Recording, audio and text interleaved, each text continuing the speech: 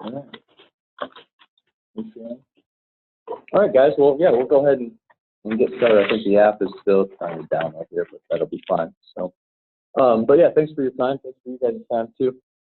But yeah, we'll kind of just outline, I guess, what we do, how we can help your clients, and basically be their loss control professional in the pocket, really, or a tablet. So I'll kind of highlight what we do, kind of what we would offer, what you could provide to your clients. And typically, I would start with the inspection piece. We do have a training section. We do have a JSA. We have an observation app. But I think today's main focus will be the inspection side of our system.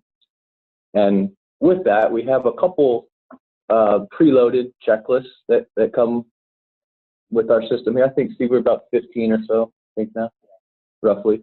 But anywhere from a 1926 construction checklist, 1910 general industry manufacturing. We do have a best practice. It's more so like you guys coming in and seeing their programs for procedures are in place, paperwork signed, all that. So that's a great one to have as a client. Office safety. We have incident reporting. Is a good one, guys. I mean, when I was in the insurance industry, we built that around the questions that the underwriters were asking our clients. I was on that side. You want to kind of an introduction on our? Yeah. Yeah, I was going to say something to Eric. I know you jumped right. Wait, what? Yeah, some of us know, but yeah. Okay, sorry. Safety reports were founded here in Omaha. Myself and my brother-in-law, who builds apps for a living, were the founders. So we built the inspection app. That's what we rolled this thing out with. I used to be in loss control, which I did at the carrier side and the agency side, so I had a lot of experience on both. And I just hated typing my reports, so I built the app, or I had the idea to build the app based on that. I just did audits all day long, and I'd sit down in my hotel room or wherever I ended up at the end of that night, typing reports late hours at night, just so I didn't get behind, and I got tired of that. So the app was built to eliminate that report writing originally, but it's expanded much beyond that since then. Does a lot more than just eliminate report writing. But that's my role as co-owner, founder, and built it for that reason, for the insurance industry. So for you guys, it's kind of perfect for the industry. I know you guys don't necessarily do the side audit, but that's what it was designed for. So now if you're looking for that tool, like Eric said, that inspector in your pocket type tool to hand your client and say, hey, check this thing out. It's like bringing in a professional safety consultant, and they don't have to be professionals to use this thing.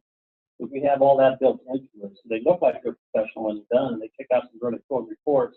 But that's the whole premise behind the app. So we've slowly expanded it now. Like Eric said, I think there's 16 checklists. Most of them are regulatory based. Every checklist that you go into, you're going to click on a question, and it's going to ask yes or no response, and then there'll be a reference to a standard. And if it's a standard such as an OSHA website that we could take you to, we'll link you to it. If it's NFPA, those are paid sites. We can't take you into NFPA link, obviously, for a standard, but we'll at least reference it. It won't have the hyperlink. So anyway, that's that part of it. There's two pieces. There's the inspection app. Eric's going to show you guys that here in just a minute. And then I'm going to switch over and I'll show you the back end part of this, what we call the administrative site. That's where all that inspection data rolls up into an account, and it allows you to trend and analyze the data, track corrective action items, and a whole lot more. So Eric, if you want to just go ahead and tell them a little bit about yourself, and then you can jump into the inspection part of it, and we'll switch off here in a minute. Yeah, well, Steve hired me wet behind the ears right out of college to help, I guess, grow the business, and started very, very small, very humble, yep. And built it up and got a lot of employees. Background, he's an Iowa fan, by the way, guys. I wear my colors for you guys. I really had to bite my tongue when we made the hire, but it worked out pretty good now. So yeah, so we wore a lot of hats, but now we have a support team in place, sales team. We have IT. So, and then like Steve mentioned, we did start with the inspection piece, and now we're growing into the training side of it, the JSA, the observations to, I guess, mold a little bit more into the enterprise side solution, because Steve did build this for the loss control professional in mind. And I guess the bigger customers are more so the construction, manufacturing, and they have multiple sites and multiple users. So that's kind of where we've expanded into, but we still fit the mom and pop shop, so we can fit the enterprise solutions as well. So I think we do a pretty good job of scaling that. That's the beauty of it, because if you guys got a real small client, it works for them, but it also works for those larger clients. We've been able to adapt the system and add layers to it, so we could be an enterprise solution for your larger clients as well. well, it was started building the checklist in the first January 2011, and then we rolled it out in November of 2011. But I still work in the insurance industry for the next 3-4 years. Just let it kind of grow organically in the background. Hired Eric to run it and try and get it up and going. He built the sales up to the point where it made perfect sense for me to leave my nice cushy job in the insurance industry and transition and take a risk at 50 years old, which is something I never really wanted to do. My wife especially, but it just works out really well. Eric's really good at. He sells 75% of the people he demos. That gives you an idea. If you get him in front of somebody and he can show them how it works, he's selling three out of 4 of those folks, which is pretty good close rate, if you ask me. It's not me. I mean, it's the system too. I mean, now to the point I keep telling Steve this: if people ask a question, I can say yes, but that we have it. You know, we have that capability, so it's easy to sell it, I guess. So, but Give yourself some credit. but I guess that's a little background, and hopefully that helps you guys get in the mix. Sorry, Dan, for jumping right in there. I think too for our team and you guys in Kearney, it's as we know, you guys know we don't have an internal loss control specialist, you know, on staff in the agency. So we're looking for as many tools as we can. There's a lot of reasons around that. Oftentimes ones that are working for the agencies aren't necessarily the most, I don't know what the word I'm looking for is, but. Well, the loss control guys on the agency side, they're no bias. Yeah, exactly. Well, we talked about that. We've talked a lot about, you know, conflict of interest there, where the bias lies. Even the insurance carrier loss control, you know, a lot of that's checking off checklists. There is some bias there as well. So we put tremendous value in having us be able to bring to them third-party relationships that they can hire, they can, you know, work on their behalf. And so this is one of those solutions. That's how we got to look at it. We had that talk with Elliot when we started on the agency side. You get good and bad. I mean, there's some guys that are just out there that just checking boxes just to say they did something, because the producer at the end of the year wants to know, what did you do for the client? Well, I did all this. Well, when you really boil it down to what did you do, how effective were you, it's not that effective. I know that because I had to play that game a little bit, and it's not necessarily good. So if you can get your clients to buy into this on their own and give them the tools that allow them to do it, they're going to get more value, I think, out of that. And with that too, we may circle back to this, but even if you guys do provide it to them, they can contact us direct. I mean, we do onboardings, we do the support. If they have any questions, it would be all on us. So we'd be happy to help you with that side too. But okay, let's kind of dive into this. Steve kind of gave you the high level view, even of what I was going to cover down there with the checklist, but a couple other high level items too, is I like to cover that we're a web-based system, so you guys can log in, or your client can log into a computer and do an inspection if they need to. It's a long way of doing it. We kind of had that before we had the mobile app. People could log into the web version and still do the inspection, but now we do have the mobile side of it. It's available on iOS and Android phones and tablets. The beauty about the app, obviously, it's very functional out in the field, but you can also work in offline mode. So if you don't have a connection, you switch it to offline. You can still conduct the inspection, conduct the audit, and then you just come back to connectivity. You sync everything up, and then it allows you to submit the report right there in real time too. So, you know, a couple other benefits of the app: you can geotag yourself, you can sign off on the report. You know, you're documenting your observations on the fly, taking notes. You can take photos, and then also generate what we call electronic corrective actions. And your client has 2 options to generate these electronic corrective actions. They're both automated, but we'll cover both. We call it a responsible party, or I call it a bulk corrective action tracking email, to where they can get the resolution loop of saying, hey, there was a problem, but we fixed it, and here's how we fixed it. And we can track all that through this admin page too. But so with the mobile side, I'll hit just briefly, I think, maybe on the, what one is it, Steve? I was going to do the user account. So we call this a full user account. This is, I call it the front end side of the system. It's where people can download the app or use it here on the web and actually enter in the data that they've been accumulating when they're doing the inspection. Some high level views over here. So pretty straightforward, but recent inspections, that's where I've been. That's where I've been doing the inspections from. Where this says weekly audit, site walk, Cedar Point, that's the name of my inspection, however I want to name it. And then where this says -Bravo Company, -Bravo Company, we call those a company, or it could be a client, or it could be a internal division within that organization. You can have as many companies, clients, divisions as you need to on your account. It just helps breaking out the data. So if you had a client, they had a construction division, and then they had a manufacturing division, that they would technically put in 2 clients or companies on their account. And if they're going to go out and do an inspection for the manufacturing, every time that they would start this new inspection, they would name the inspection, and then they're going to have this company drop down, and they're going to choose what company or facility, department. If it was a loss control professional, it's going to be their client list. So they're going to click on where they went to do the inspection. And again, that helps with every time that you build out a client or a company, whatever you're building out, you're also tying in who's the main contact person for that company, what's their email address, and then any other CCs that you want to build for that client, it'll automatically produce on there, and then the user just has to pick their name, and then they'll get a copy of the report, and they'll also get a copy of the corrective actions. So, and the main thing with building it out like that is for this enterprise account, you can start filtering out and trending out the data by division, by customer, by client to see how you're doing compared to one another. So it's a big section there. I may not start one here on the web. I'll start one on the app. But once you start a new inspection, we're going to take you right into a checklist. This looks like a custom checklist, maybe.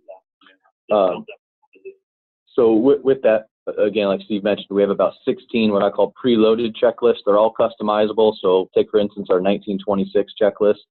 I think we're up to, I would say 46 or so categories and roughly about 700 questions. You can modify that as much as you need to make it very client specific, or internally make it fit that user's needs. But you can also start from scratch. We have basically what it is an Excel spreadsheet of the format that we need a checklist to be in, and you guys can build whatever you want as long as there's categories, questions. You can say yes to no to the question. You can upload really any checklist. Doesn't have to be safety. We have QA people using us, oil and gas. I mean, we're kind of all over the board with that. But I'll try to get one. Yeah, I wouldn't build them here. Just go ahead and show them from the mobile app if you're getting that. Okay. Yeah, I'm just going to show you real quick. There is functionality on the computer. We do have some guys, especially more so on the insurance and loss control, I guess. These guys can go out, utilize the app, take all their photos from the system, and then they can finish the report here. I still don't ever recommend that, but we do have clients that do that. It's a possibility. But I just want to show you real quick, the functionality is here. So this is the checklist, roughly, again, about 46 categories. This is our 1926.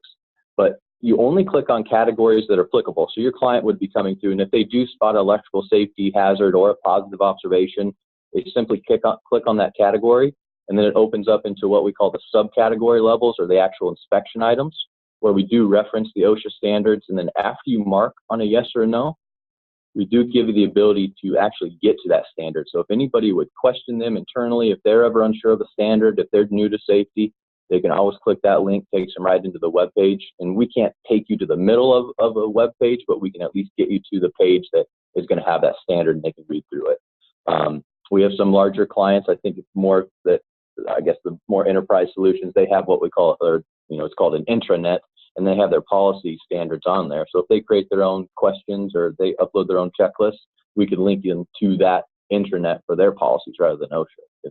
That's an option. But that's nice to have. And then you have a note section. So, if it's a negative, you're further explaining why it was a negative, maybe where it was located at the site, facility, the project, and just really getting into the details of why it was wrong, maybe how they fixed it. In regards of how they should resolve the issue, we do spit out a recommendation. And early on, we didn't have this available. You had to submit the report in order to see the rec, but we were having customers call us and saying, hey, I'm basically duplicating my efforts. I'm reiterating what you guys are already saying in the recommendations in my notes section. So we made it, if the customer says, hey, yep, that works for me, I think my guys will know how to resolve that issue. They may not write in the notes field, but I still tell every person I work with, write as much detail as you can in that note. Someone's going to know exactly what they should do to fix it or why it was a positive if it was a yes. Or at the very least, the location. The location. If you've got a big plant and you're talking about electrical, that should be anywhere in there. And if the picture's not obvious, your notes are going to hopefully point them to that area. Yep. And then on the app, which I'll get here in a moment, there will be a launch camera too. I can take a photo, and that photo is going to automatically be embedded in that report right there with that observation. But staying on a negative here real quick too, and there's a couple options. I'll have to set one up with a responsible party. But so you mark on a no, but you know what, you guys were able to resolve it. Your client was able to fix it. But in regards to data purposes, you still want to leave it as a negative. So for trending, that'll still be listed as a no. But on the final report, and when I say final report, that's when someone submits it off as a Word file or a PDF. Right underneath that observation is going to be negative. But if I click on this corrected immediately, it'll say corrected. Items noted above were immediately corrected. No further actions are required. So it's showing someone, yes, that was a problem and you need to be aware of it, but it was fixed right on the spot. If they couldn't fix it, deselect that box, and then that's how we generate a corrective action. Corrective actions are generated with any negative observations that's found, and then when I submit the main report, that's when those corrective actions are distributed. Two ways of doing that. This way is not set up on what we call a responsible party, and we'll hit on that when I add another inspection here. But this one's going to say, you know, say I made 100 observations, 5 of them were negatives. When I send that report off, in the same email, the attachment is going to be the main report, the cover letter, photos, good, bad, ugly, everything that you did. And in the main body of the email, it'll list out every issue that was found. And every issue will end up having a hyperlink that your client or, you know, internal use, they can click on it. It's just update action is what we call it. Takes them into a new web browser where they can then fill out and say what they did to fix the issue.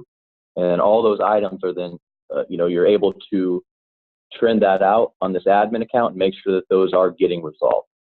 So that's kind of the closure loop there. And we'll touch on that. I'll show you what that email looks like as well. Ask, and you don't have to be a subscriber to receive that corrective action email and click on that link. A lot of contractors use it, they send it to their subs. And the subcontractor can click on that link and respond and close it out without having to actually have a license. So a lot of people ask that. A lot of systems require that person receiving the corrective action notification to actually have a license, and our system doesn't work that way. And that's not, that report is not editable or anything. That's not one. No, the only thing they can do is type the response, maybe add a photo if they want. That's it. Yep. And yeah, they don't even have a login. They just go to a unique URL. It's a link that they get into. So. And then two other options. These are optional. Don't want you or your customer feel overwhelmed with this, but you can, with any negative, there is a severity level that you can actually adjust. And when I say adjust, you can adjust the terminology of what this says. If you don't like advisory, low, moderate, you can go over to this, what we call this admin or enterprise account where all your data is stored, and you can change that term. Some folks put in, you know, the potential OSHA citation, potentially. You have a couple customers doing that, or if you have internal use of severity levels, you can change that. But second option too is the contributing factor. So yes, we know it was a negative, but what caused it? Was it human behavior? Was it training? Was it a scheduling issue? And that helps, obviously gives the report a little bit more detail.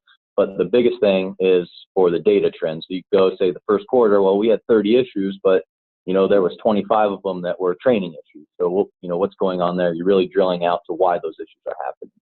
So that's good to have. Again, optional. You don't have to click on that either. And then add new instance. As if I ran into the same question and I want to document another instance of it, I just click add new instance. It saves everything I did for this one particular question. It just duplicates that question for me, allowing me to document, again, another instance of that observation. So you can see here, I just marked on two, I'll call them observations here underneath the electrical safety category. If I'm done, that's completely fine. It does not count against me if I skip over these questions. This doesn't show up as NA on the report. We're only going to list out what we marked as a yes or no. So if I'm done with this section, I click on update, takes me back to my category listing. I can always go back into that same category that I was just at, or I can just, you know, go out and see any other categories that I may need to document when I'm doing my walkthrough. That was a long-winded, short web version there. So. And then this is the long way of doing it, but if you guys do have photos on your computer, you can select on select, and you can pull in any photo that you wish. But that's, again, the long way of doing it. I'll show you here in a second of how you launch the camera from the app and it automatically gets thrown over to the report. But, web-based side of it, though, guys, any questions with that? Or you guys there, Carney? No questions here. Okay. Okay. I'm going to hop over then to the app, and then we'll have Steve take over and show you more of the admin enterprise account.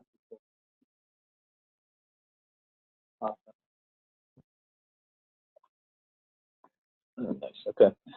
Okay, so this is what we just kind of covered on the web, but it's just a lot more functional to utilize the mobile app out in the field. To, I guess, highlight some of this too. So this is just the date the inspection took place, the name of the audit, and then the company. So again, if I was at an, internal, I had a couple divisions. This will just tell me what division I did the inspection for, or if I'm an insurance company, maybe my client that I visited. The status is kind of just again a status bar of I guess what progress level are your inspections in. White just means it's been set up. You haven't done anything with it, it's just ready to go. Yellow means it's in progress. You've made some observations, you just haven't submitted the report yet. Yellow with a green box around it, that means I've submitted the report, but I made an edit to it. So whoever I sent it to, they don't have the most recent copy of it. So it's just notifying me as the user that I probably should resend it. And then green, submitted, just means I'm done. I've set up the inspection, I've submitted it off, and that's basically, I'd say closes out the inspection, but you're basically done with it at that point. It's submitted off. So, okay.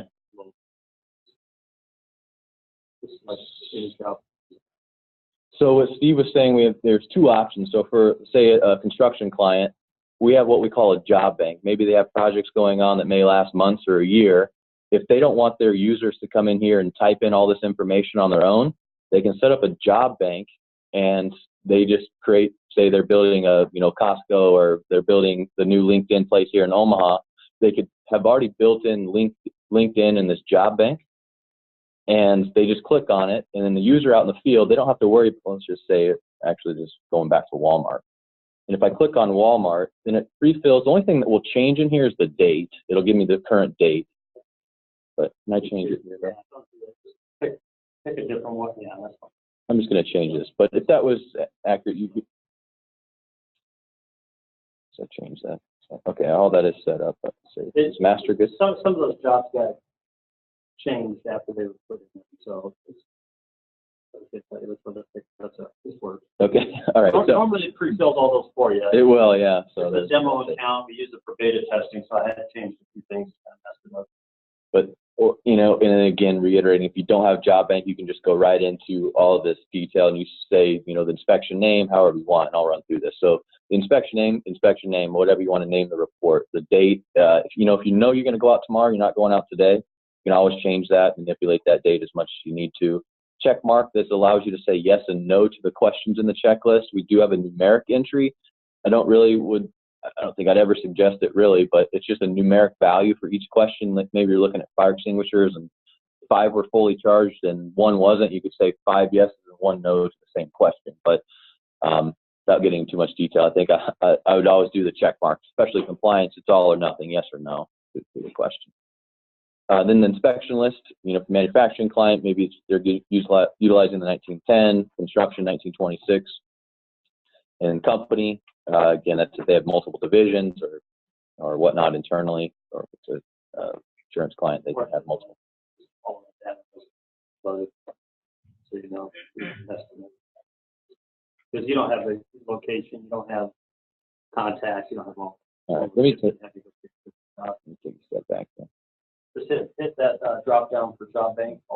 I'm going to add this one. That's fine. I mean, this is good. I'll just go with it. So once you add it, it's going to take your client, whoever's using this, right into the checklist. You don't have to do this right away, but you sure can. I probably would. For this little upside down raindrop, that's a geotag. So that'll give you your lat long date and timestamp of when and where they did the inspection, just to basically prove to everybody that they were there on site and they weren't somewhere else. And that will show up at the very end of the report, and I'll get to that little signature too at the end. But again, this is the category. We kind of reviewed this on the computer earlier, but you just click on categories that are applicable. You come in here, I'll just use the top one, say boom lifts. Click on boom lifts, and then that opens up into the subcategory levels. And then again, I'm just tapping these boxes with my finger. And after I mark on a yes or no, you can see that that little plus symbol illuminates. That allows me to click on it, gets me into this section, which we saw earlier as well. I can get to the view OSHA standard. That'll take me right to the OSHA webpage. I can look at my recommendation if I want to see that. I have the option to pull in a picture from my gallery, from my device. Again, that's a long way of doing it. That would be if I took the photo outside of the mobile app. But hopefully everybody would be, utilizing this and launching the camera when they're on site.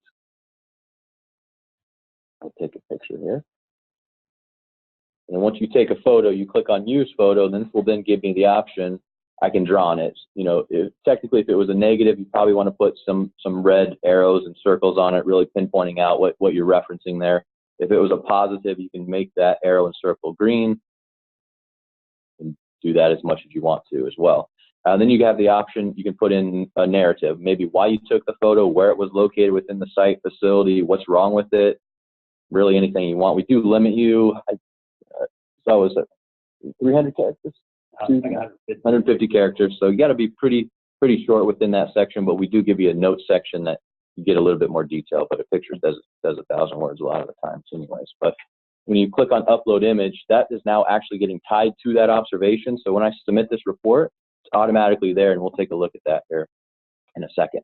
And then again, hitting on this add instance, if I ran into the same problem, or if I want to document a positive instance of this question, I click on add instance, generates the question again, allowing me to document it. Report another instant of that.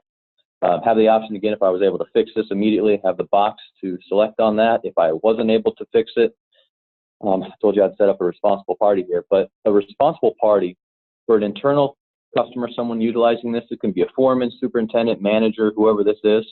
They can say, all right, this boom lift issue needs to go to Jim Smith. And then there will be a third drop down right here. It'll say responsible party, and it'll list out every employee's name or every contractor's name if it's a GC, and they can assign that issue out to that contractor or to that employee. And those guys that are getting that notification, they will not get the full report unless they are a CC on this next screen that I'll show you. So the responsible parties are only going to get their issues. If they have one issue, they're going to get one email. If they have 10 issues assigned to them, it's still going to be one email. It's just going to list out all 10 problems within there. And then again, each problem or issue, the corrective action is going to have a hyperlink. They click on it, takes them to a web browser. We'll run through that. And then optional, but severity level, contributing factor. And then I just click on update, takes me back to my category listing. I can document further observations there, but if I'm done, I click on update, takes me back to my category listing. And again, just open up any other category here it's applicable. We call that a standard inspection. There also is another option. This is more so for a loss control professional, I think. Maybe someone walking in a safety committee. They don't need to be consumed in this checklist, but they just want to document what they're finding quickly, and then they can finish the report when they get done, you know, with their walk of this job site or to the site, whatever they're on. But this allows me just to come in here. I don't know if you noticed that Eric clicked on the camera button in the menu bar. The photo at the bottom. So again, maybe I don't have the time, or I don't want to take the time to draw on it or write a narrative. I just, you know, if I have the picture, I'll probably remember why I took it. And I'm just moving on, taking another picture. So on and so forth. Say you guys do this 20, 30 times, or how many times the average customer takes a picture. This is really built for the safety consultant, like Eric said. If you guys ever walked a site with a carrier rep, kind of knows how those 2 or 3 people tagging along. They don't want to wait while you're going through that checklist, finding a subcategory item, and then check this, check that, and document. This just allows you, it's almost like just taking your camera and just snapping a picture. So it keeps the audit process moving. So then when you're done, Eric will show you how to assign the photos. Yeah, you're in your office, conference room, wherever, and you're going to have the list of all these pictures. And you just have to click on each photo, and then you now have the option. You can draw on it more if you need to. You can put a narrative to that picture. But then you're just coming in here and finding where this photo needs to go on the checklist. So your first one of 2 steps is find the category that you want it to go under. That's the category. And then the subcategory level, or we call it the inspection item, then you find what question you want that to fall under as well. And then you have the option. Now the checklist gets popped up, and now you can say yes or no. Was it a positive or negative observation that you took the photo of? You just click on update. It's going to take me back to my photo listing, and I can click on next photo and repeat that process. If you don't assign a photo, which I'll leave this one blank, but some folks just take a picture of the overall job site. We have some clients out in New York that their lawyers want them to take pre-existing condition pictures. They may average 100 pictures. So they'll just take all their pictures, and then they won't assign us anything, but these were the conditions on that day, so those will be at the very end of the report. So you have that option too. But you can always filter back and forth. So again, I clicked on the Photos tab. If I want to go just back to my checklist, I click on Inspect, and then I'm in here and documenting more. Let's just say we're... Real quick, those check marks, did you mention how they move out of the NA column? Go ahead. You guys curious at all on that? The red means the score for that category is below 70%. If it's between 70 and 99, it drops it into the yellow. 100% will put it in the green. So if you're wondering why those check marks are moving where they are, that's based on the score for the category. But that score at the top is accumulative for all items. And that can be turned on or off too. If the client doesn't want it. I don't know. But okay, let's just say, you know, we made our observations, took our photos. We want to wrap things up. Real quick, this little magnifying glass, that's a keyword search. If your client or someone couldn't find the question that they were looking for, they can type in, I always use fire. Say something to do with fire-related problem or a positive finding. We'll narrow the listing down to just the categories and the questions with that word in it. And then hopefully it's going to take someone quickly to that section. Maybe, you know, our terminology is a little bit different than theirs, but at least that keyword is there. We'll put them into that section, and then we'll also highlight the question with that word in it. And then they can hopefully document that quickly. And then again, up here on the top right, that looks like a hand with a pin in it that allows the inspector, who would be myself, they can sign off on this report. And it also has the site contact, be it the manager on site, the superintendent, whoever that is, GC, I don't know, whoever would want to sign off on this. And then he or she can sign that. It's just proof that, you know, I reviewed it with them, we talked about it, we're aware of the findings that we found during the inspection. Last option, I swear, then we'll get to sending it. So when I come into edit, if I misspelled something, I clicked the wrong company, any changes I want to make to what I call the inspection detail page, I can modify that. But the main reason to come into this site is down here at the bottom. You can list out the number of employees that were on site and also the number of contractors. You can also put in the closing comment section. I think it's unlimited characters you can type in there. And this, again, you can type out or you can use This is a great section to explain how the job site looked during the day, period. Or if an oddball issue came up, or if there's a training that needs to take place, or if an employee did a great job and they were receptive to, I don't know, whatever it may be, you can put anything you want in there. And if I'm done with this, I click on update, and now I can send it. There's two options. Go up to this submit tab, or down here at the bottom, same thing. We just wanted to make it a little bit easier for the customer to know where they can send it from. So go to submit. And again, going back to these companies that I talked about earlier, each time you build out a company or a client or a division, you're also building out a CC list. So when you get done with that inspection, you just have the names and you're just clicking the box of who needs to get a copy of that report. If you're not using responsible parties, these guys will also get the corrective action email. If someone's not in that list, they can freely type in anybody's email address there. They'll also get a copy of it. Probably more so for loss control, you know, insurance carrier, maybe the email comments. That when you send out a report from our system, the report's coming as an attachment to an email. If you want to write anything within the body of the email that we produce, that's what this section is. We'll do just saying, hey, you know, it was a pleasure having me out on site. If you guys have any questions with the attached report, please let me know. And before I submit it, I can preview it. Opens up just a quick PDF file. This will be a nice little cover letter.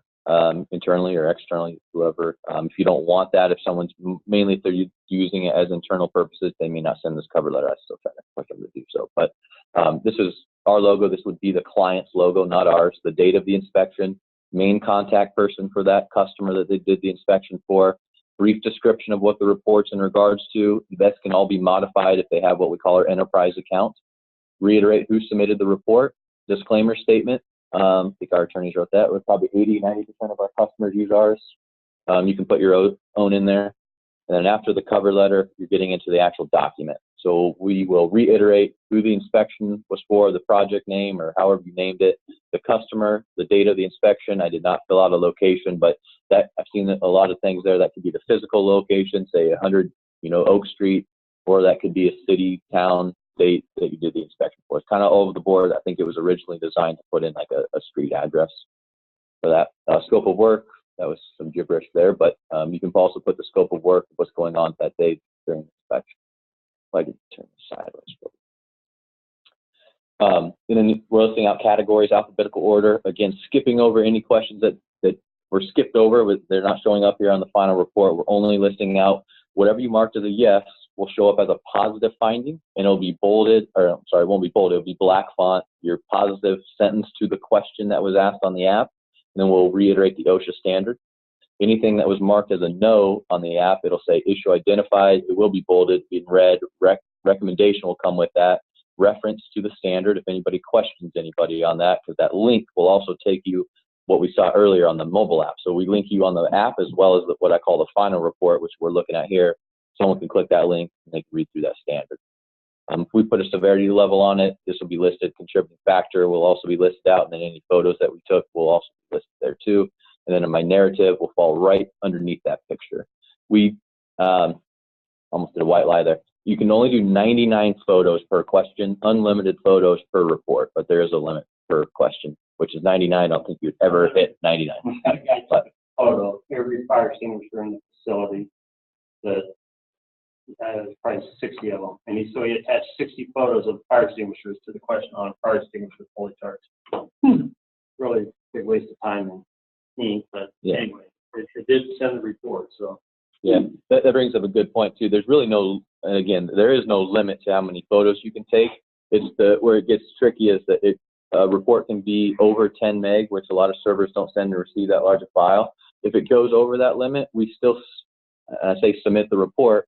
The email still gets generated, and instead of an attachment, there's going to be a link in the email that they can click on, and then it takes them to the PDF. So there's no limit of size that can be sent. Then after all the documentation at the top, we do give you a report summary, and there's also that closing comments that we saw earlier.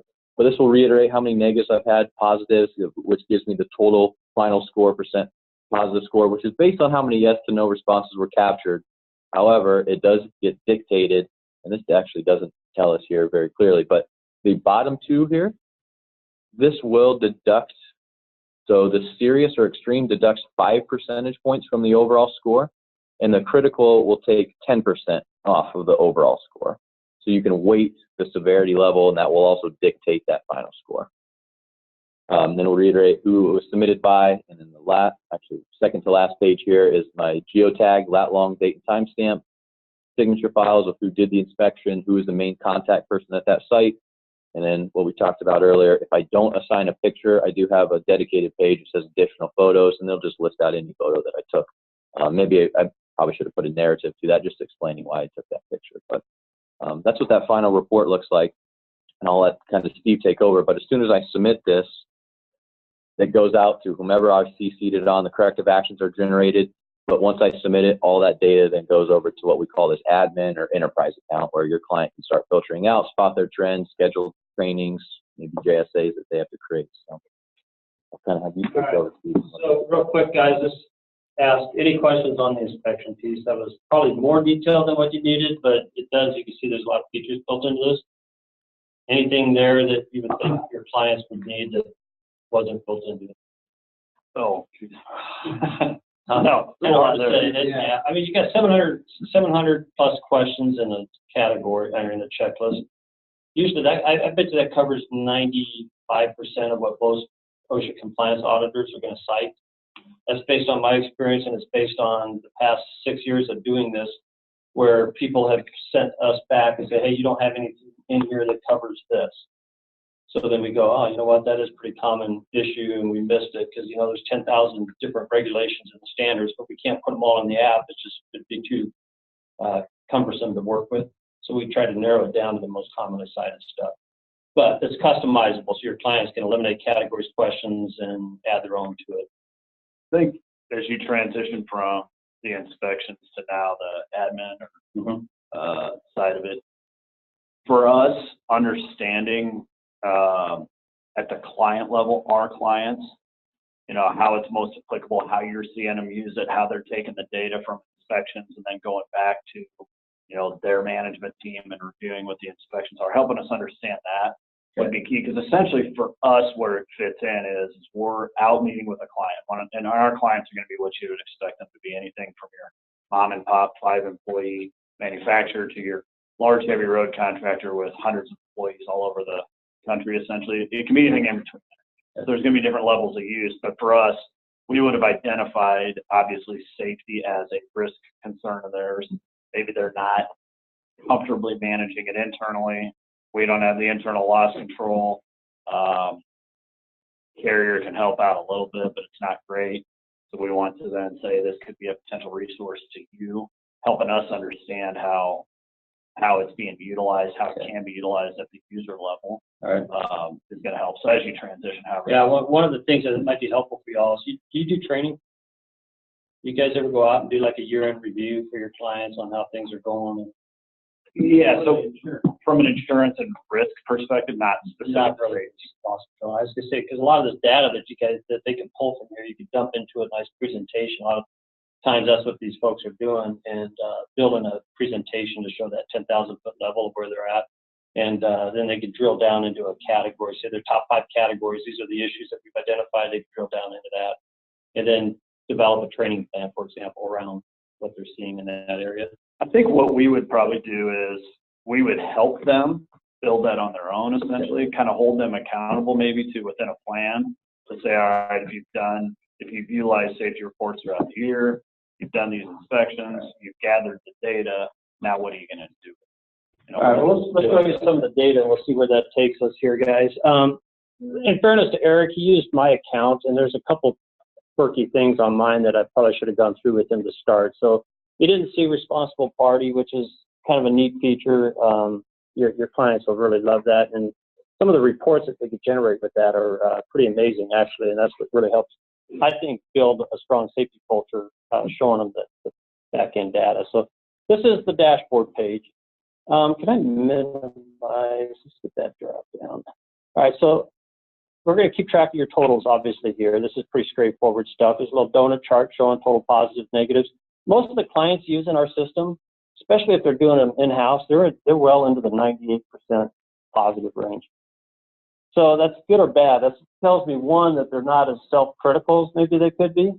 But then again, maybe when you look at a checklist with 700 questions in it, they realize maybe we are doing a lot more things right than what we thought. So it's kind of positive in that regard, because most audits focus on the negatives. This really almost starts focusing on the positives for most of our clients.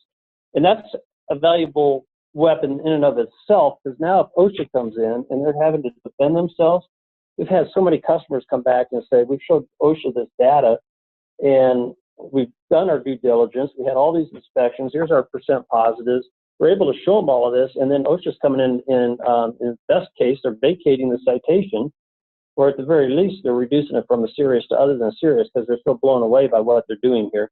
And they are seeing data that shows, you know, you're 95% positive on all your inspections. That kind of does get OSHA's attention. So it's a valuable tool for your clients to defend themselves if they do get sideways with OSHA. Yeah, and it can be a valuable underwriting tool too. Yes, that's exactly. Trust me, I use that a lot on the agency side. We come back and show them some of this data, and they were just like, "Oh, yeah, it does look pretty positive." I can't say it's 100% accurate because, like I say, anybody can pencil whip this, garbage in, garbage out.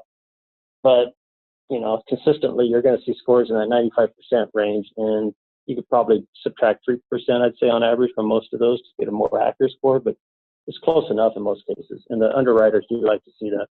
But this dashboard page, obviously, what's that? Sorry, yep. How does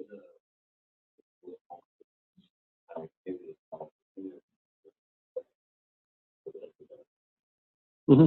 what if they don't have somebody who's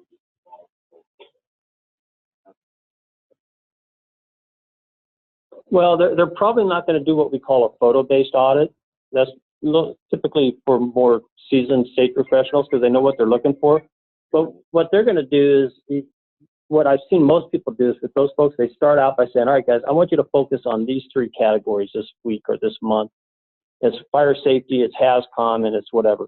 And they can create the inspection and assign it with just those 3 categories. So instead of seeing all 50 categories in that list, their end user takes the tablet and they only see 3 categories, maybe 5. And that's so much easier for them to work with. And then they click on that category and they have 10 questions. So they check yes or no to all of them. And what that does is it educates them now because they're reading the questions, they're seeing the standards, and they're checking yes or no to those. And they just slowly, they just keep giving them, spoon feeding them the checklist until pretty soon they're so comfortable with the checklist, they do feel like they're more seasoned professionals at that point. I see it all the time. They do it a lot of times with safety committees. They'll tell them to go out. We're going to audit walking, working surfaces today. They just give them that checklist. There's 20 questions, and they do that. And each team member does an audit of their area using that checklist, and they get familiar with it. They feel more comfortable with it now. They see the reference to the standards. They click on the links. They read that section of the standard, and then they slowly keep getting integrated with the rest of the app until they have this thing down. I mean, that's for a non-safety professional, it's a great way to start. But then what we're finding too is a lot of our customers, they have their own checklist. It might be 50 questions, 80 questions. We just import a form, and then they take their paper checklist and they use that through our app. And they still get to trend the data and do all that. It's not as great for trending. You can't drill down as much because if they have a bunch of fire extinguisher issues, we don't know, was it blocked? Was it not charged? Was there signage missing? Was there a sign hanging there, no fire extinguisher in place? They can't drill down as much, but it still works for them. So we'll keep track of the safety score. Most people's safety scores aren't all over the board like this.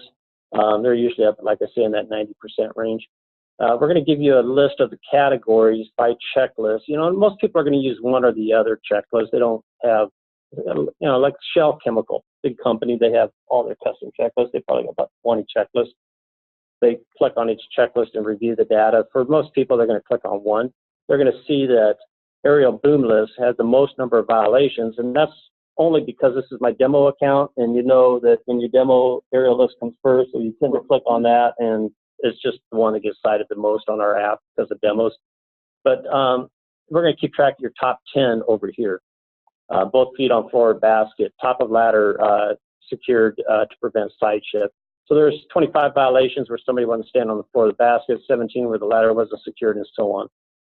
And if they do have multiple companies, divisions, departments, whatever they set up the app, we're going to be able to see which ones are getting audited the most. If I hover over there, there's 20 for Bravo Company versus 47 for Best Company, and on down the list here.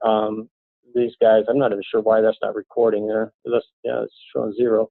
So, and then here's the average score. This helps you look at your departments and say, all right, which guys are scoring the best? Maybe you have a little contest, do pizza lunch at the end of the month.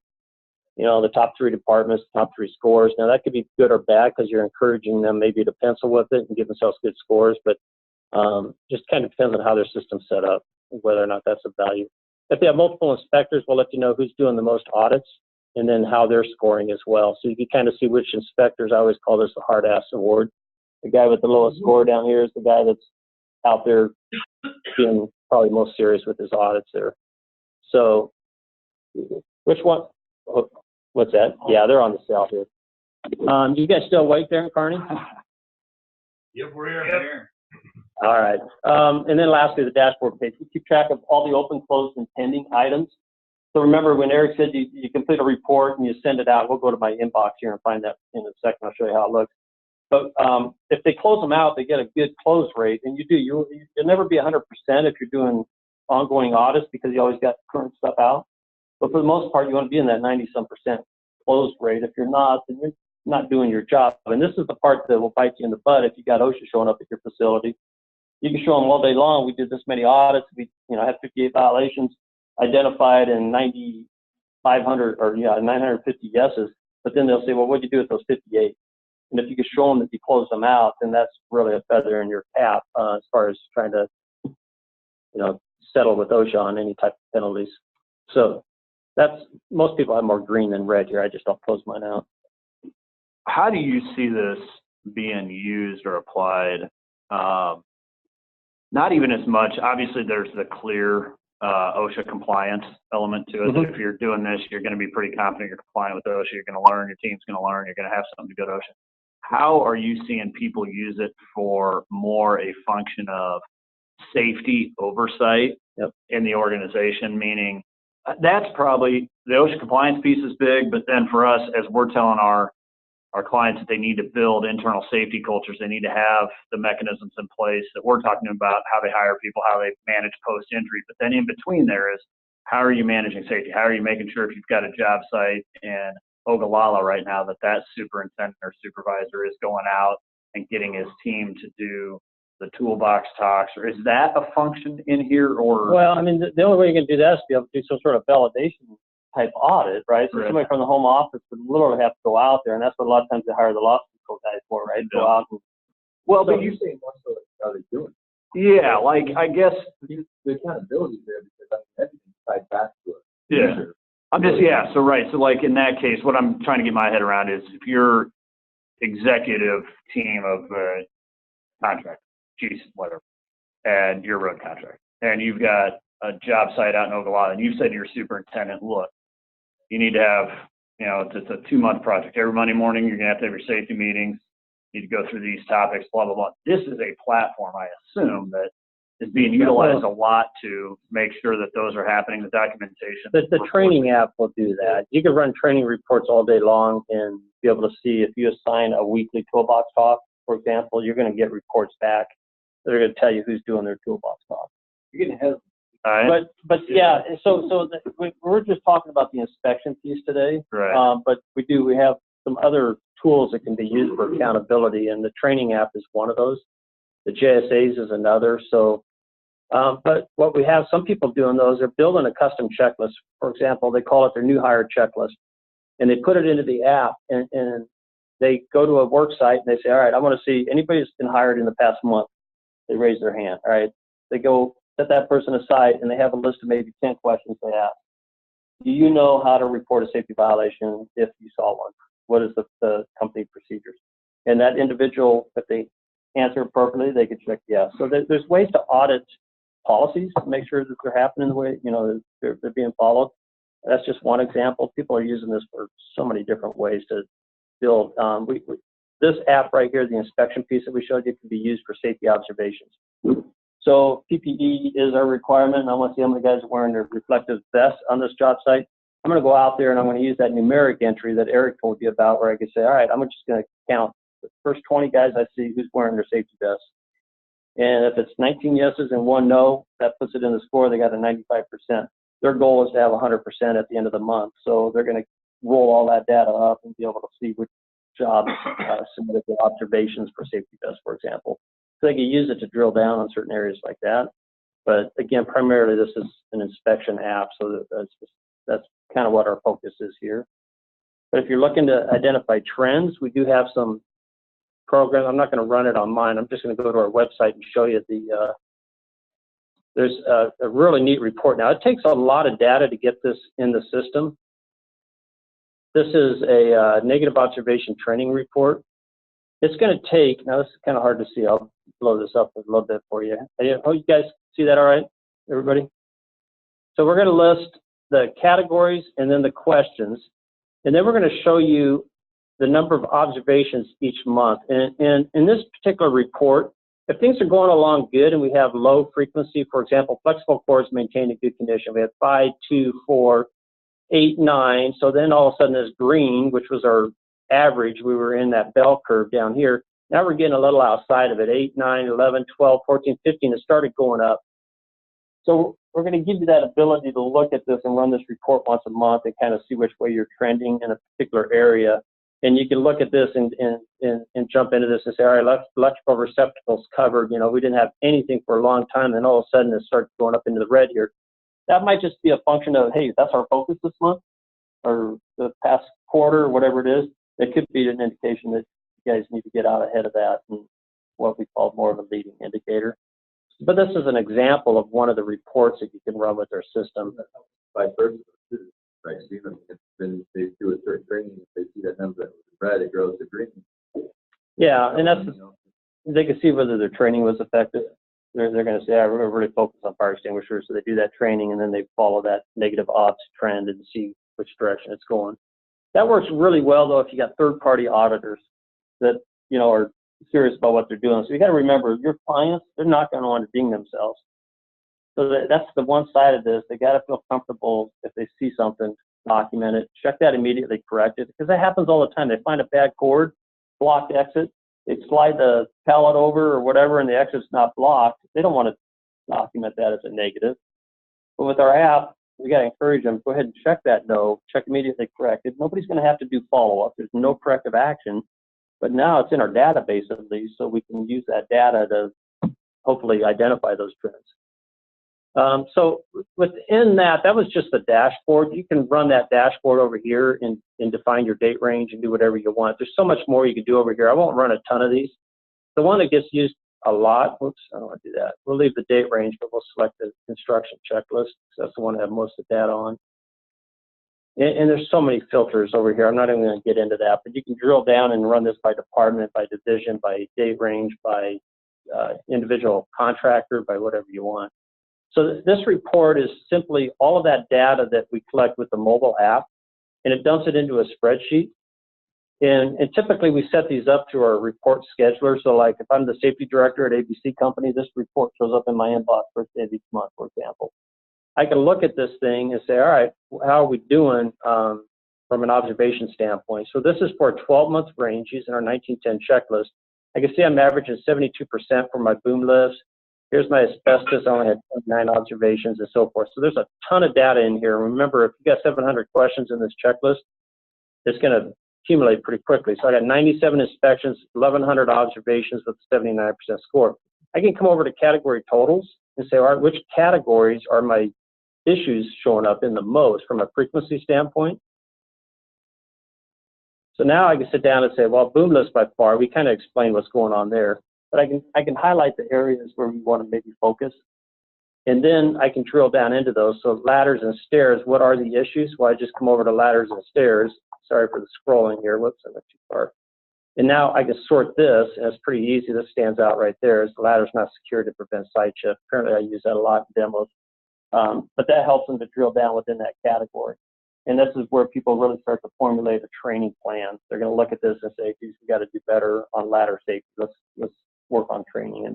And that's kind of what the data is used for, kind of in a nutshell right there. People are running these reports. They love seeing the data. They love running top 10 reports, going to show them the top 10 positive, negatives. Monthly training is going to show me how I'm doing month to month, average scores month to month. This is where you can hold your inspectors accountable. So if you do have 10 inspectors and you want to see how your superintendent's doing their weekly inspections, we have these type of reports.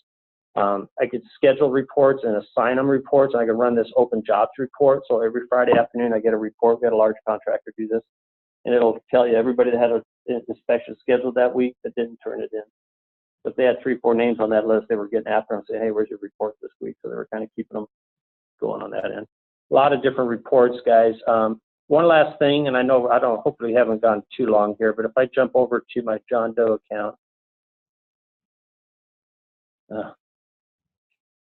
I get so much junk on this account. So there's that report that Eric did earlier for Walmart. So remember, he said the email comes out, the PDF that he showed you, that preview report's right there. It's attached as a PDF. I'm not going to open it. And you can see where he typed notes, but this is where you can type a quick message that the recipient would be able to read when they get the report. Down here, it's going to say there's issues, and here they are. Boom list, it looks like there was just 2 issues. All right, so all they have to do is click on here to respond. And again, you don't have to be a subscriber to do this. I come over to this. I see this is where I think you asked, did we modify this at all? Is that right, Dan? Or somebody asked me. So, report, I guess. So you can go through here and they could read everything that was in the report without seeing the entire report. See the photo or photos, they could type the response here, put their name in there, and then hit submit, and they can close it out.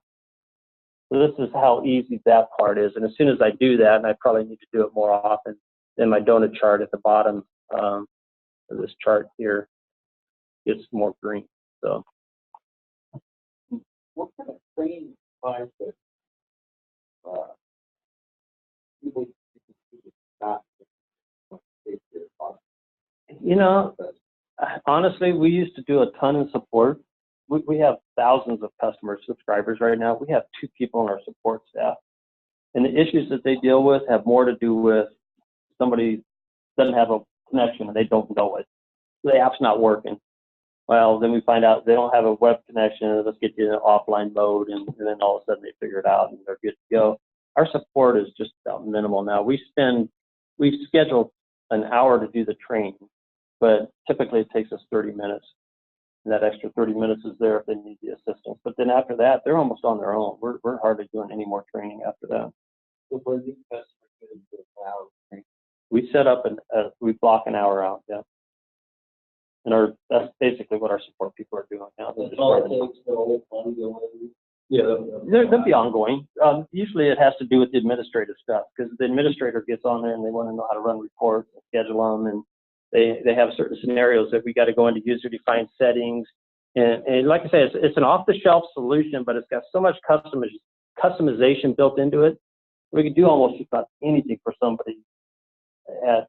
Basically, we teach them how to do it. And then once they learn how to do it, they're doing it on their own. Again, then the support for them that falls away. But One of the things I'm looking at, the scope of what it can do is pretty amazing, but a lot of what I deal with, and I think a lot of us deal with, is I've got a lot of refrigeration contractors, manufacturers with 15, 20 employees, maybe 30 employees, typically one location, maybe a satellite location, like that. Is this killing a mouse with a steamroller for those guys? yeah, I mean, they could probably get away with our observation app. It's not the same. If OSHA comes in and says, are you doing your inspections? Probably not the same. Well, I know it's not going to be, but we have a product, this Safety Obs. They can run observations, and this is how it looks. If you guys want to see this real quick, I won't delve into the details here, but we have these 4 products. There's our safety training, GSA. This is brand new. We'll actually get the latest build loaded on our machine later today. But this is just one-off observation. I'm walking along and I want to document something. I'm at Able Manufacturing, Kansas City. I can add that detail if I'm at a client site. I'm an HVAC repair guy and I'm work service in a residential. I can put that in the additional there. I can describe what I observed. It's just a one-off observation. I can take a photo of it. Okay, you guys get the picture here. All right, we're gonna get you guys right here. Perfect. All right, use photo. Yeah, I'll send this one to you. So we get the yeah. And then so Eric is showing how you could draw a photo. But anyway, so I take a picture of that. I write what I observed. All right, we'll put confident insurance guys. Yeah.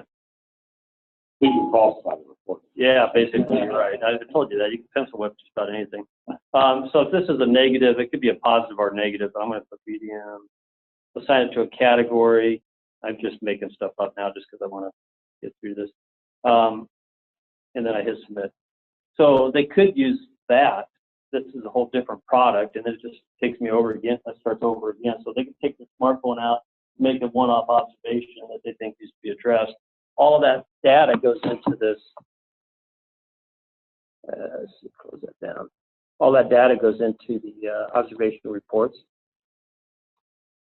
And at the end of the day, end of the week, your client would get a report listing everybody's observations that they made for that week.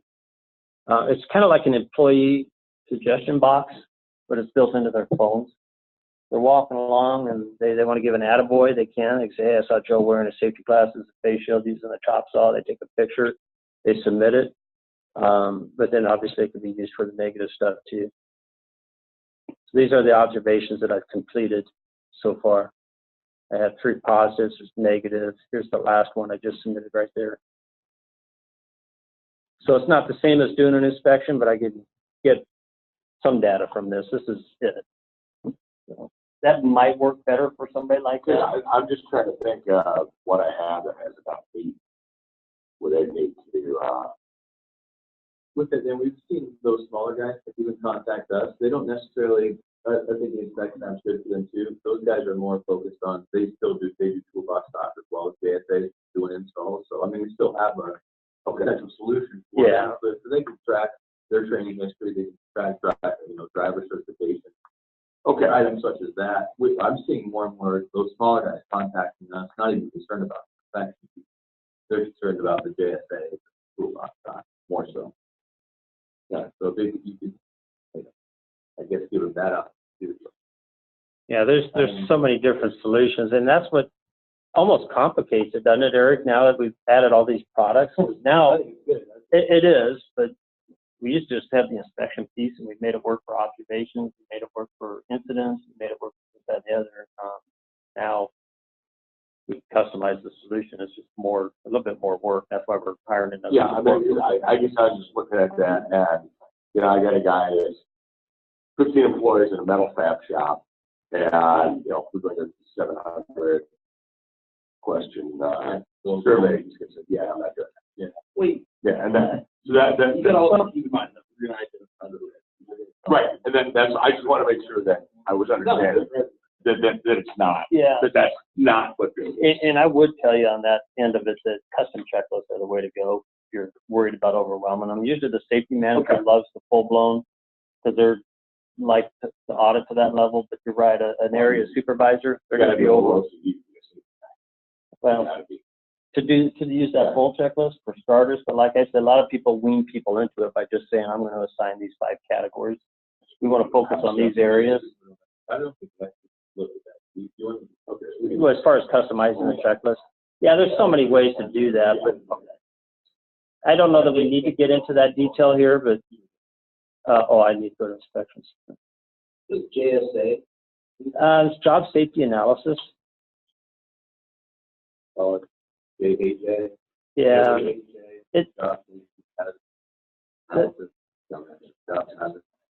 What's like almost a pre-task? They're identifying what they're doing with regard to the task, what the hazards are, and then how they're going to mitigate that. Here's an example of one. I'll just show you. Maybe I missed. The insured, our client, is your client also. In other words, we would be recommending signing up. This is not a service that we buy to have available to build checklists for people. This is part of our Encore plan. Account for $800 a year. They can do all the audits they want, unlimited. For an extra $100, they could add GSA. $50, they could add the training. So I mean, it's relatively cheap. For $100,000, they're going to have almost every one of those products and be their own safety company. They don't need the license to be shared right now. I don't know how much longer that will be available, but if they want, they can load it on one tablet and issue the tablet to multiple departments and say, here, go do this inspection today. They take the tablet, they go do their inspection, bring it back when they're done, and whoever's managing that thing can just make sure they submit it, that it looks good, and they submit it. There's so many different ways it can be used. And obviously, that's our job once we get in front of somebody to figure out what works best for them. I think it's big too, some say that your client would know that you can see your data and everybody's data goes up into one centralized place and you say, hey, this is the average or these are the most cited negative findings that this type of customer is finding, and you guys go and say, hey, this is how you can fix this problem. This is the industry trend of what we're seeing. So every test and inspection report saves. Yeah, so this is a master account. For the client, not aggregated to all your users. Well, for your customers, they could all be rolled up into one. We could do this, guys. This is what Eric's telling you. This could be your account right here. All right, that I'm looking at. This is where all my sub accounts roll up into this. There's 570 inspections. Sub account is your client. It's your client. So you can go look at, like Eric. Eric does demos. He has 256 of those inspections. I can go into his account, see everything he's doing. You could pop into your client's account and just like this. You got one location you go to, hit that drop down, go into their account, look at their data. Now, they would need to give us permission to give you access to that. Yeah, so that would have to be clear, obviously. So if I want to go into Steve's account, that's the one we were in a little bit ago. It's got 150 inspections on there. I'm sorry, I'm asking a question. Nobody else knows the answer. So, would a client buy this directly from you? Do they have to go through us? And you say that they would be our clients who can aggregate the information. Is it who's the bill come from? It would come from safety reports. So say one of your clients came to us and said, you guys told them about our app. We're going to give them a discount for those referrals. All right. So you're going to see that on the invoice. So that's a positive for you guys. Your client's going to feel like they got value from you, not only that you refer to our product, but they're going to see a discount on there. But we would send them the invoice. But if you want them to roll up into your master admin account, like I just showed you here, we need that permission in writing from them to do that. And then they can, of course, cancel that at any time. We separate their account, and it's just out there on its own. Yeah, this would just be like any of the other solutions that. Okay, I was just, yeah, just clarify. That we identify the need and this is a potential solution. Yeah, so I only brought the inspection flyer out. I probably should have. We're working on a quad fold flyer that's going to show all 4 products. Probably should bring that. It's a little smaller, easier to hand out. But if you go meet with the client, I mean, I did this, guys. Trust me, I saw some really cool ideas out there, whether it's functional capacity evaluations and some of that stuff when it first came out. You know, I'd take whatever literature I can get, say, hey, check it out. I'm not saying this is the right company for you, but you can start here, take a look and see what they have. Most people, if they're pretty sharp, shopping around, they're going to say, well, this is pretty cool. They might take your word for it and say, oh, I'm just going to go with this company. But they might want to start researching and see that there's some other options out there too that might fit their needs. We're not the perfect fit for everybody. We know that. You know, there's no way we're going to be perfect for all your clients. No, I mean, through our process, we're going to identify the need, the risk, and we're going to walk through and figure out, you know, depending on the client, depending on the need, there's going to be different solutions that could make sense. We're going to open it up to them to explore those solutions. From there, they can. That's all we're asking. Meet with you guys, interview, go through it, say it's a fit, it's not. For us, the beauty of it is if there's a way that it can work, whether it's inspections, whether it's more of a training platform for them, whether it's, I was jotting down even since OSHA's kind of backed off on their looking down on incentive programs as much as they have, you know. We were just talking to a client about this the other day, and I know you don't want incentive programs to be geared towards negatives. Yeah, especially getting people to not make notification when they're injured. But there's a lot of functionality here where if it's around the right activity, you know, like you mentioned, we had 19 out of 20 with hard hats on. You know, as long as we have X when a supervisor goes by a job site, that's a positive. It's a positive. That can all go toward it. I mean, there's a lot that can be done within this, and then we could extrapolate the data with our clients and see the trends and do things over time. So at the end of the day, that's what we're trying to help people quantify, you know, different areas of risk that they're managing, safety being one of them. They can see, you know, that data, the positive trends. You guys can do that with your clients too, especially if you can get them all to roll their data up into a site like this. Mm-hmm. You know, otherwise you can sit there and pop into that and say, hey, these guys have 500, Airtent 250 inspections. I got 150. You can send them a nice little email, maybe some swag, and say, hey, you know, you guys have the highest number of this past month at your facility.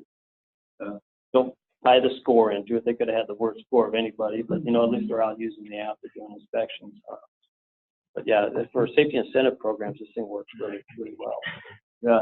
And one thing, guys, that we had talked about when Steve and Eric were in the office a while back, is even us getting together to identify some of the questions that we can ask. We didn't go through the training, KSAs, the new product in depth, but we can develop a lot of those questions that we can put into our risk profile evaluation that kind of lead us down that path that this might become help in this area.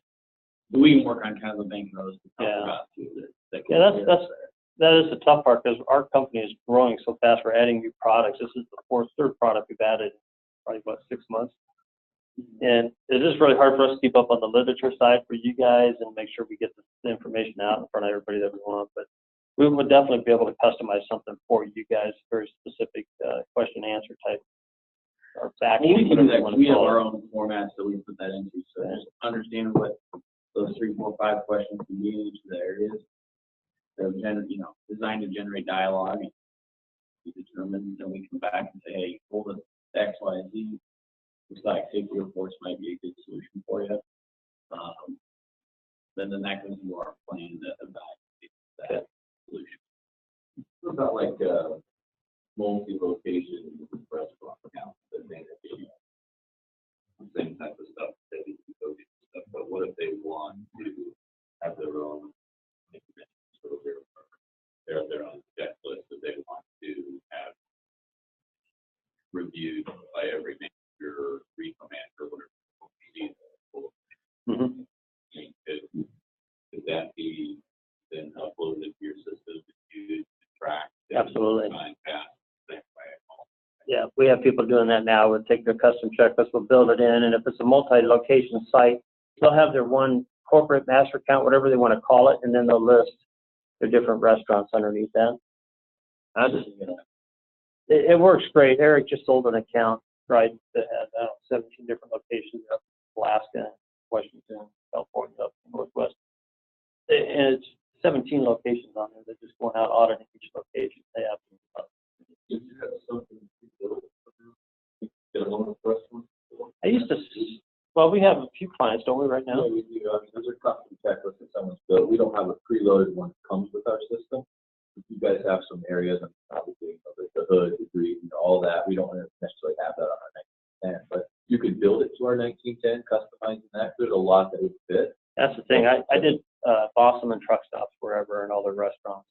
And I'd travel around and I used our general industry checklist to work for 90% of what I needed. But you could sit with, like, say the president of the company says, hey, I want to make sure my guys are doing this and this each week or month or whatever. And you could just easily build that checklist right there. Because that's where my mind's going with it is we've got a handful of clients that I could see maybe would have use for that, you know, full-blown inspection that we went through, and certainly some prospects we're talking to where that fit. But I do see substantial use around being able to track the training or the activity of their team. So a restaurant, or again, go back to the contractor that's got multiple job sites and he's communicating to his foreman, hey, these things all, I need you to, you know, these things have to be checked off daily at the job site, or this conversation or these conversations have to be, or this material has to be gone over weekly with everybody on the job site, all subcontractors or whatever, and have a place with the phone where he can go in and you've got those three. So if one of them's a daily check off that these things have to check off, he can go boom, boom, boom, boom, boom, done. Again, it's garbage in, garbage out, but he's got to own up to it. Maybe have photo proof or whatever the is. Then the next thing might be the weekly safety meeting, and here's the topics we hit. You know, I assume that can be customized such that report could then. Yeah. I just pulled up a custom one here. I mean, this is 3 questions under fire extinguishers. Yeah. Are they readily accessible, inspected, and flammable stored in containers? That's all they're asking. This is their categories right there. And we have people go back to kind of the situation.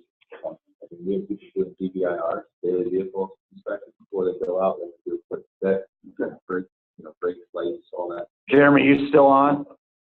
Yeah, Yeah, that'd be a big one for the transportation industry. Certainly would be you know, vehicle inspection type checklists that they could have their contracted drivers or employees have to check off on, you know, daily or weekly or whatever.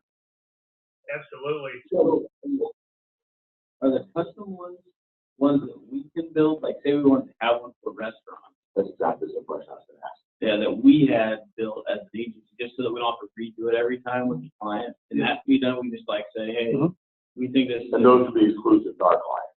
Yeah, Yeah, we would. we don't. I work really hard not to make sure there's checklists from Remember, prior. yeah. There's like a super value, there's a super value. Yeah, absolutely. I'm more, because I don't want to redo it. So there's an example. of the vehicle Check checklist for we every built. type.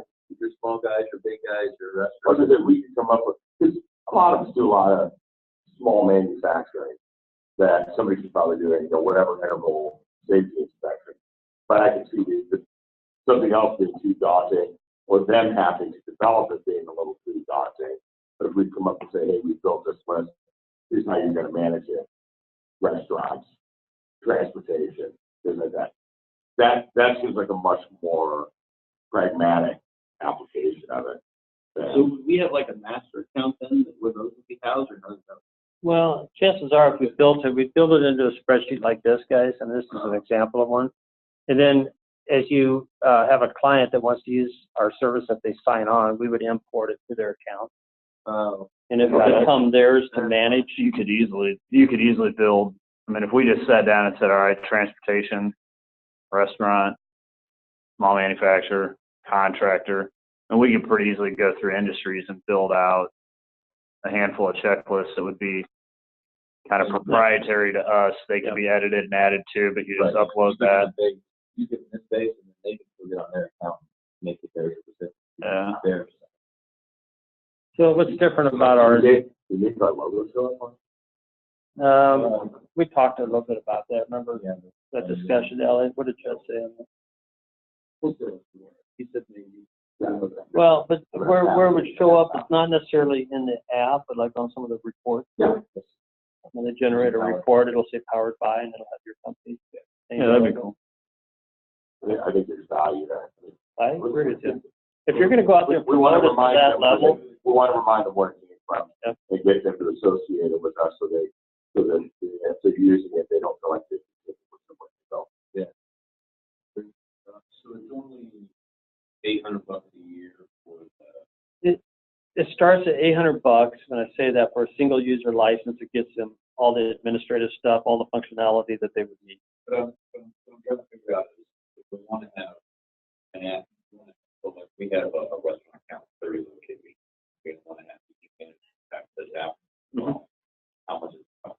Yeah, and that's where we would literally, guys, at this point, we would have to sit down and quote you guys, it would be a competitive quote, because what I can tell you what the 30 user price is, and was it like $500 a user? Well, I mean, that's a full user, I know. Some user would be right around $50. Sub user would be 300 per location. So it's just, it's all over the board. Yeah, I don't know what that look is good or bad. There's a lot of strip that out. But it does, there's no doubt it does.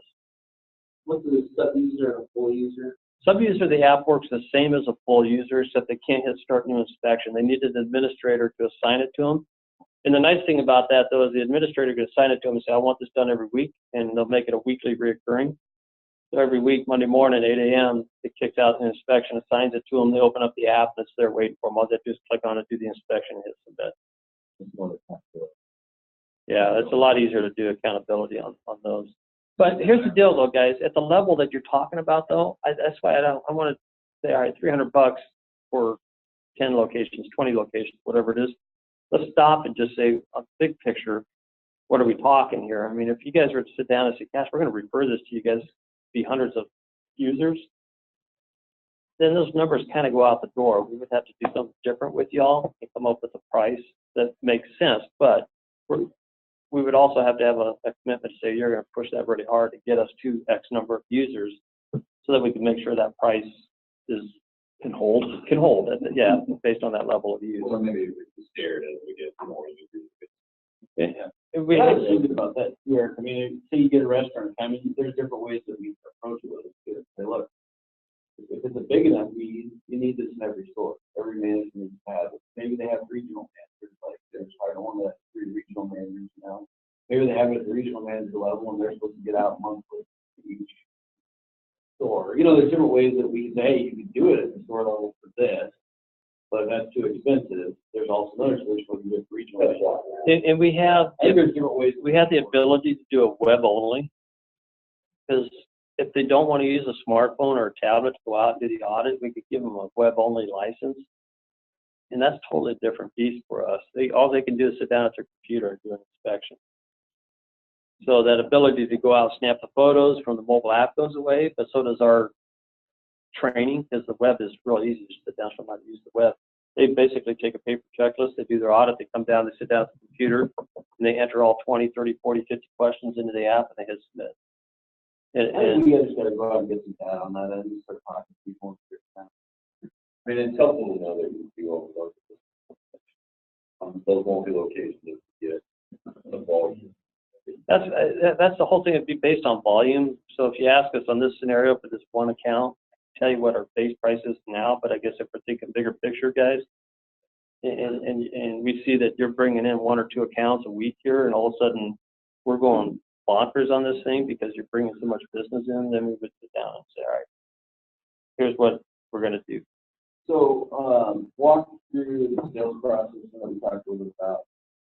From our end, it would be, you know, we want to know those questions within our risk profile evaluation that we get and understand that client has a need with safety. This could be a potential solution.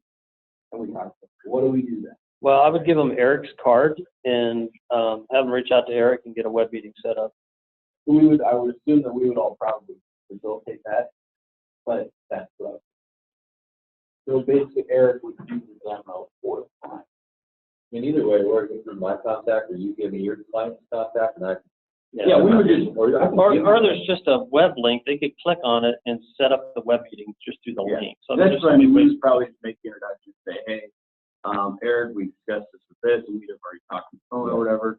You know, you two work on it, and then we would maybe try to sit in on it, just depends. But we would probably make that introduction, but for the group, I just wanted to be clear that Eric can do those demos of the actual software for us. So all we've got to do is identify that this is a potential solution for the need we identified. And we don't have to know the ins and outs of the system until they answer those questions, which I thought was very powerful. And trust me, if I do a demo and we don't feel it's a good fit, we will not push that either. Yeah, it's more work for us to get somebody on board, find out later. It's not gonna work. Conversation we've had much across the record. Yeah, I'm sure you probably had what that's like on the insurance side, so. Yeah, so we could draft that email and say, all right, here's Eric's contact info, here's the web link that they can go through Calendly and schedule a web meeting and just give you all that to save, and you just copy and paste it, embed it in an email if you want. Say, I'm gonna shoot you some information on how to contact Eric. From these custom ones, Eric, would maybe a good way to think about those be if we've got some industries like restaurants or distributors, manufacturers that we felt like maybe having a custom one built would be good for us to just have enough of those types of contractors. If we get one of those, you know, that we're going to do the demo on, would at that point in time be a good time to say, hey, can we take half an hour, walk through with you to build a custom checklist and then use that in the demo, you know, to show them or something? And then we just have the custom checklist done. We want to build it out first. I mean, it would take a little bit longer than 30 minutes to build a call. Well, yeah, I mean, that's something you'd be willing to help.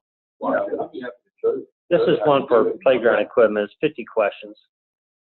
But you can see it's broken into categories, slides, and if you're going to audit the slides, are there loose missing bolts, nuts on the slides, or any obstructions in the playground use zone? So then we come up with the yes/no responses, and then we come up with the recommendation over here.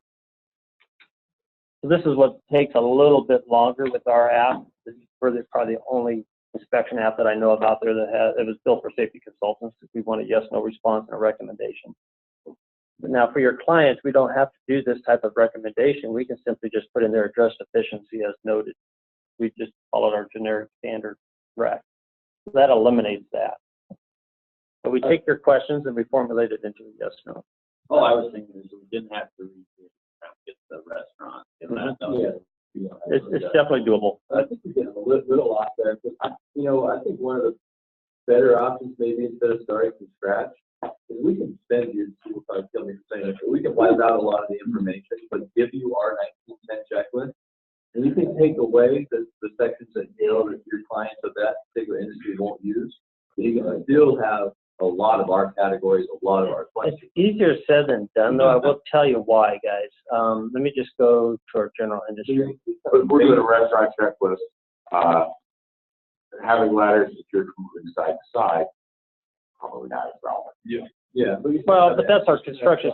So abrasive blasting, you would say, all right, restaurant industry, I'm going to remove all of those. Aerial work platforms, probably don't need that. Aisles and walkways, yes. Behaviors, yes, no, maybe. Bloodborne, yes. But look, I mean, you get into bloodborne, do you really want to audit to this detail? And how are you going to know which questions that you want to take out? Because people struggle with this. This started with probably 10 questions when I built it. And then as somebody started using our app, a consultant said, well, you don't have anything in here on sharp containers or whatever. I mean, we had that, but you don't have anything on post-exposure medical now. So then we added that. You can see how these built. It's going to be really hard for you guys to go through this and pull questions out. I'm giving you a heads up now. No, I'm just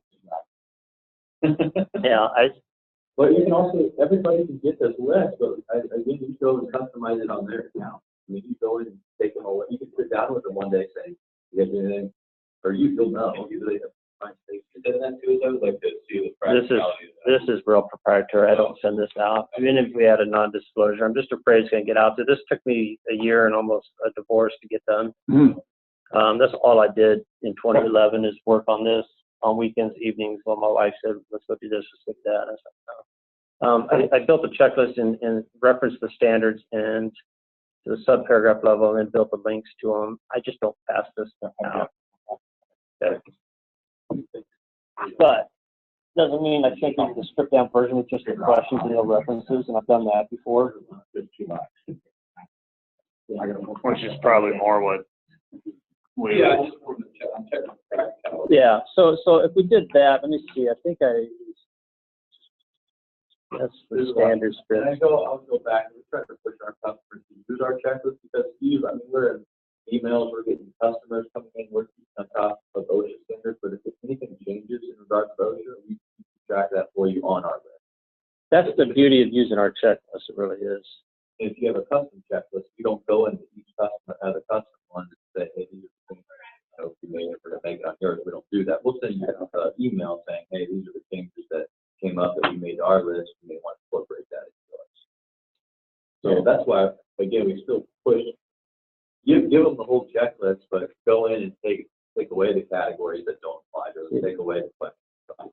This, there's so much in here. ADA checklist that you guys are going to want when you get into the restaurants.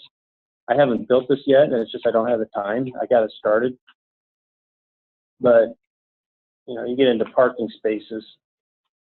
So we got all these questions. We have references to the ADA standards. A lot of people have restaurants. They want to make sure they're meeting ADA requirements in the restrooms, parking, ramps, whatever else they have access to their store. So it's going to be harder than what you think to take what we have and try and customize. I don't know, I just want to be able to look at it. But I would say if you do have a new client that starts, we would at the very beginning. Here's how it works. Eric wanted me to show this to you earlier, but if I go into Steve's account, I go into standard checklist, and I pull up our. Let's just do 1926. So if they have a category that doesn't apply, they don't do any demolition work, you just remove it. So that shortened the list by that category and every question that's in it. So you could come in here and say, whatever doesn't apply, they don't ever have fueling operations on their site. That's where you bring in the fuel tank and you got the spill containment and all that. So you can come through and remove a lot of the stuff. When they remove that, and there's an update to OSHA standards, it still goes into the other category. Yes. Yeah, all you're doing is taking our massive checklist and paring it down here. Yeah. Because then we have 90% of what we build. Then you can come in here and remove the questions within that category. So that's a lot of freaking questions to put out there and overwhelm somebody. But right off the bat, if they don't do roofing work, get rid of safety monitors. They don't need that. And we can work with you guys on a lot of this stuff to eliminate some of this stuff. Right. I don't want to remove any of those because I leave them in my checklist, but that's how easy it is to do it. What about it? Like, oh, I'm sorry. Yep. I just want to see on there. We'll do the drop down where it says. Oh, I'm sorry. Yep. Well, I don't have them all turned on my account, but there's the 1910. So again, no abrasive blasting operations in a restaurant, get rid of that. No aerial work platforms, no boilers, you're not going to be auditing a boiler room. Combustible dust, not an issue. You can come right away and get in here. Compressed air, yes. Cylinders, yes. Confined space, maybe. Although I don't know, most restaurants, you're not going to be auditing to that. So if we did this, We we save that that's meant for human occupancy, though, so I don't know. if we somehow save our check, we'll deselect on here. And then say, okay, that's. Yeah, I know what you're saying. So now the next restaurant account that comes on board, you'd have to do it all over Kind again. of going back to. Yeah. Right. I'm getting all this, Yeah. taking away, then that's a custom checklist though. But then you're stuck with maintaining it, because once we put it on their account, I can't maintain every custom checklist that's out there, but I No, can come into our master and make changes. So if you have a list like this, I mean, you know the ones you deselected is the other account. So these elections, you have to do it yourself. The client can. I'm in an account just like they would see right now. They have that ability. Mhm. Yep. I actually. You got business cards for everybody? Oh, you got. I did. Another business account for you guys, so if you just download the app, I'll tie you into the same account. And The only problem is if you guys all go in there and start editing these checklists, you're gonna be like, what the hell, where's that category? Somebody else turned it on, somebody else turned it on. It could be, you know, as long as you kind of coordinate it. You don't see anything, I don't have any users for you in that. I wonder if we set up a separate account for each. Let them check with their own account, because, you know, if they are gonna go out and show a customer, You get one. You pull it up. you can pull it up, it's just real easy and just show. That's where I think, that to me is where if we're sitting down with somebody and we're getting to the plan presentation, we can show it. Like, Yeah, we don't want you to do a ton of that work, though. I mean, that wasn't the expectation. We were hoping you just get in front of them and know enough about it to answer questions they might That's have. about If all. you guys want to do that, we'll be all for it. I think it'd be fun just to show them, you know, be able to just kind of look around, play, just show them like, here's the things that can be done. We think there's value in setting up a meeting. Yeah. Yeah, that's we're- what you do, like, all those out. We'll do it just like we did for like the safety council and some of these schools that are doing training. We just give the instructors a license, and then they can sit down and just show people how it works. You guys would have that. We can just make it, you know, not non-ending. Can we have, instead of having our own accounts, can we have a single license with user accounts below it? Or, and then if one of us edited It'll be- one, it wouldn't be edited, it'd only be edited at that user level? See, we'll set up a master, and then we'll put these guys each under a sub accounts and give them their user license, and they can. What would be interesting? Yeah, for anything. But you still just do one account, so I have the full user. Not, yeah, it's not quite the same, but you're right. We can figure out the details on that. We'll figure that out. But I would love to get the app in your hands if you guys are up to doing that. That'd be great. Oh, I wasn't expecting that you would do that. I think we want to, I think you got to understand a little bit of, I know Elliot's talked to you a lot about it, but our model is going to be that we want to identify this as a need from a risk standpoint, and safety reports being a potential solution to the client. So like Dan was saying earlier, we want to be the ones ultimately bringing that solution to them on the front end. And then from there, we're handing it off to say, now let's figure out if this is, if it can be built to make sense for you, you know, et cetera. And then that's where the introduction comes. So if we could show them, like I said, part of that might be just getting on our phone and just giving them an idea of here's exactly what we're talking about. Here's why I think it fits. Because we're going to know them, whether it's a current client of ours or a prospect. The hope is that we know them pretty well by then. We could go in and say, as an example, you could do different things, show them, and then that's going to gain a little bit more traction too on the front end when they're. You guys all have tablets as well. What about a Microsoft Surface Pro, but that works to show me like version. It doesn't work, but it works from a tablet standpoint too, or Yeah, we don't have a Microsoft. you don't. But there's an app, and you can download an app on a Windows tablet, allows you to download. Oh, really? Yeah, it works for the most part, but I wouldn't like to demo. But they can log into the web version. I mean, we got our phones. Yeah. But I think so, you don't worry about it. The phone's going to be what 95% of our clients are using. You know, when I did this, I used my phone. I had the Apple tablet. I had everything, but the phone was so nice. I just put it in my pocket when I didn't need it. And I had to climb a ladder. It was easy to do, and then all of a sudden the phone's there, and it had a better camera in it. So most of the phones have better functionality, especially the Android. But anyway, all right. We'll figure out the best way to set up accounts so that you guys can actually demo it. I don't know if I want to leave these flyers now because this is just the inspection app. Would you want something that's going to show all the products, Elliot? Or I think it'd be good to see. Yeah, deal. Originally, I know we'll have that done here in a little bit. Right now, we got individual flyers for the different products. And you guys don't want to have to carry all that around. And we'll get you that one document that will be a quad fold. Yeah, and I think then the next step would be probably if we can just spend a bit of time just around some of those questions. Ask for even the other, you know, again, we don't have to have an in-depth understanding, I think, over time. The training that GSA? Yeah. And just even the inspection app, like what's a good question that generates a dialogue with the customer that we can lead them down that says, you know, that this is they have a need and this is a solution. You know, and that, I think we can come up with several, sure, but I'd just be interested on your guys, especially with your background. Some of that you've seen in the past that could even be specific questions. But how do you handle this? Or when OSHA comes in, what are you gonna show them from the documentation standpoint? Something like that. I've been in those meetings where the guys are they're trying to get all their documentation of toolbox toss from the field. And some of them are literally on a napkin, Mm-hmm. you know, and it's just, they're trying to hand that stuff over to OSHA. It looks so bad. It's just like I'm cringing going, oh my And God. that's the stuff that we want to know. Again, we have no problem saying, we're not the expert. Our job is the risk. Our job is to identify and organize risk and then help find the solution for you. This just happens to be a solution that we're pre-vetting that we say, hey, we need to evaluate. So, Right. that's probably the next step, and then maybe getting in and kind of checking it out. Even then, probably we just need to roll, do a couple demos with some clients, some of our current clients. I think we just set individual accounts, roll them up into one. I think Just if for you now. send you a link, you just click that link and you just go and forward it to everybody.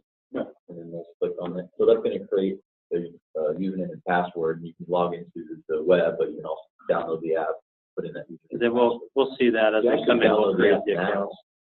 If you download the app now, then you click that link, and then that will create the username and password. What's the app? So it's just, Yeah. it goes to safety reports, and all of our apps, really. So, but it's gonna be the one with, just the typical safety cross, white. Safety reports inspection. Yeah. Yeah, if you just type safety reports, it should pull up well, there's 3 on the market right now. That's the inspection one you got there. Oh, so there's different, it's not a single app. No, but our next update's gonna roll it out, so they'll all be, so like, if I open up I only see 2, which ones, training and inspection. the JSA didn't pop, okay, it's probably further down. It's the newest app, maybe it's just not, But you actually can create the account from there too, but the link will also do. but that little hamburger menu up at the top there, the goal would be, you click that, and you'll see all the different products there, so that you don't have to have multiple apps. And That's what the developers call it, I assume that's what it is. You know. But right now in the inspection app, we don't have that. He's built it into all of it. So should I be getting should I download the training app then too? Yeah. Yeah. The training app is more the JSA, the ability to track training is more of a web version of it, but they can upload their whole employee roster and track the things that they complete in regards to toolbox talks, certification. Did we lose you guys in Kearney? No, we're still Jim, here. you Scott and Chad left. I'm sorry, guys. We're sitting here talking like you're aren't there. I felt kind of bad. But, yeah. Well, Jeremy, have you been able to hear everything? Yeah, for the most part, I can hear you really good. Some of the background questions, I can't hear much, but I'm with you. I mean, as far as the